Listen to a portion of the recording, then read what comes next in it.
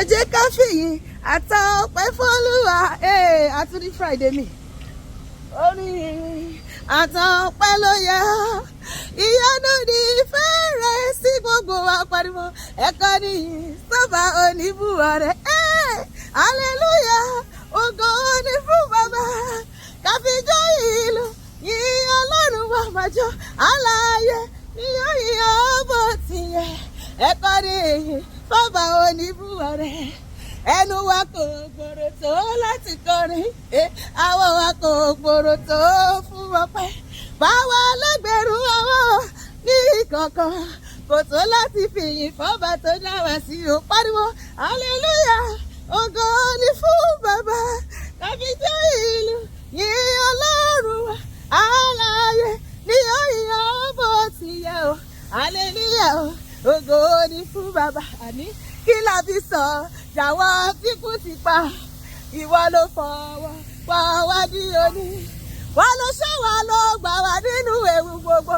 Ẹ kọrin Baba oníbùwọ̀ rẹ̀ pariwo hallelujah. Ògo ni fún Baba. Àfijọ́ ìlú yìn Ọlọ́run wa.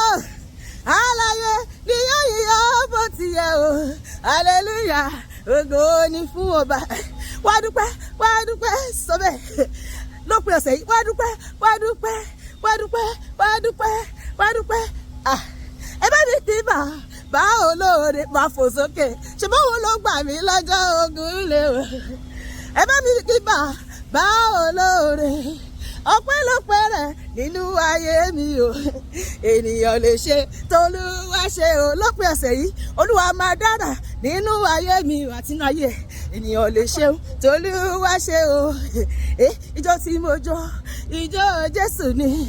Bàbá má jẹ́ sọ̀dímùkẹ́ níwájú Ifá pariwo. Ijó tí mo jó ijó àdúrà ni.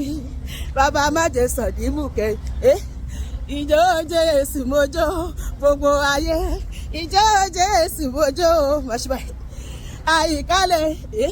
Àyíkálẹ̀ lùyà sí Ṣàngó. Ijó Jésù mo jó.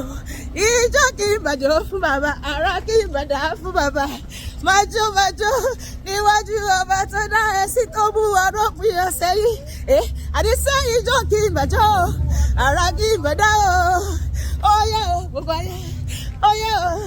Ọmọ Jésù jáyé Bàbá o. Ó yẹ o.